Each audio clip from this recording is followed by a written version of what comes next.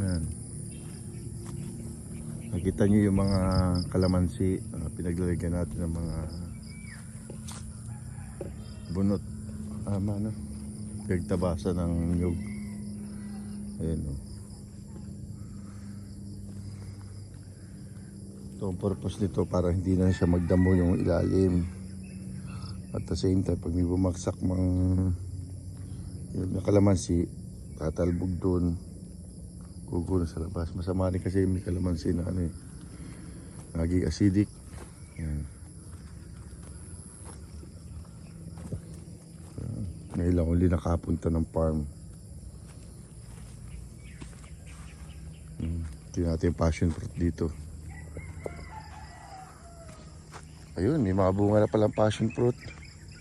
Dami na palang bunga passion fruit, ano? Ganda na, oh. Ito yung mga passion fruit natin. Ayan. Ayan. Dito dati pa dadamihin ng passion fruit. Maganda-gandang tingnan. Ayan, ayos, oh.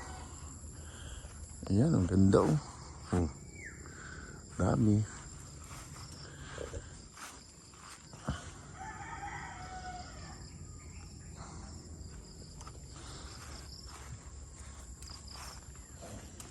Ito. Tingnan natin yung kamote dito.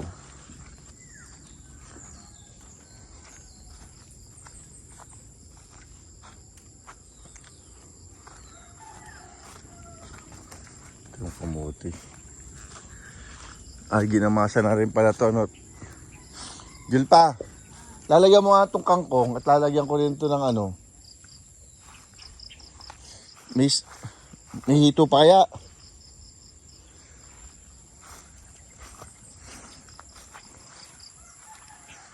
May hito. Oh, dami na dito, oh. Alam niya naman to, no? Para kung trabasan eh. May gasolina pa tayo?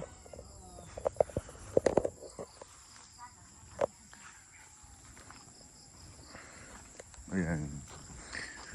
Mga kamote tayo dito. Ayun, hindi pa nagagrass cutter yun, ano? Ibisita ko bukas. Ito. Yun, yung mga saging na dito. Itong space na ito ay para magamit.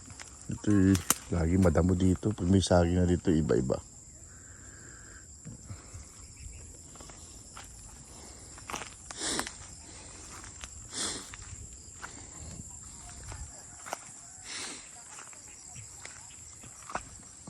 Gilpa, ito, lilinisin niyo ito. Ito.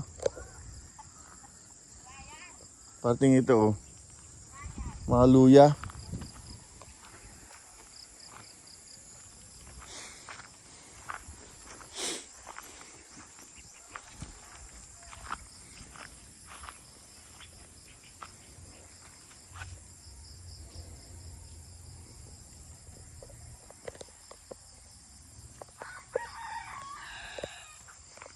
May manok doon.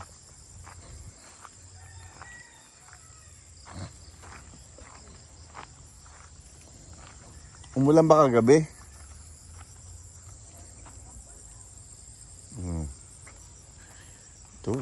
Ito yung mga luya, lilinisan dito. May luya, galanggang.